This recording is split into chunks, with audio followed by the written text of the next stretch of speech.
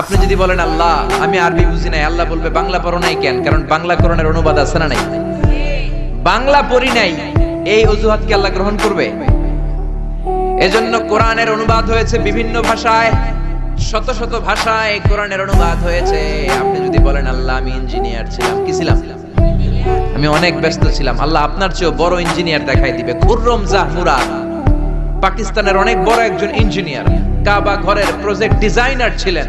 উনি কোরআনের উপর বই লিখেছেন, তাফসীর লিখেছেন। আল্লাহ বলবে ও এত বড় ডিজাইনার ইঞ্জিনিয়ার হয়ে কোরআন পড়তে পারে, তুই পারলি না কেন? ঠিক কি না?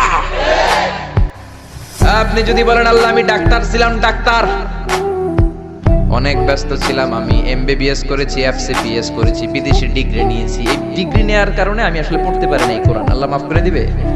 কারণ no excuse will be granted that day.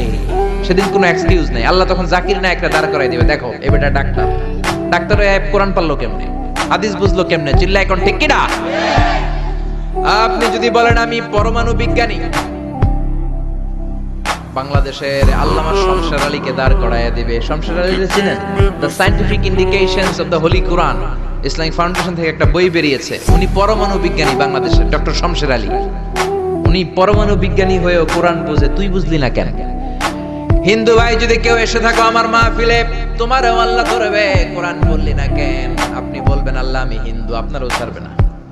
ভাই গিরিশচন্দ্র সেন, সে কোরআনের প্রথম অনুবাদ করেছে বাংলাদেশ।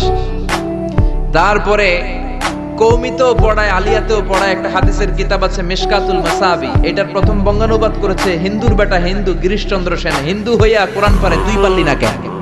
ঠিক কি না? এজন্য কোন অজুহাত আল্লাহ নিবে না। কোরআন জানতেই হবে, কোরআন মানতেই হবে, কোরআন আপনাকে বুঝতেই হবে। কোরআন পড়লে আপনারে জান্নাতি বানায় দিবে কে?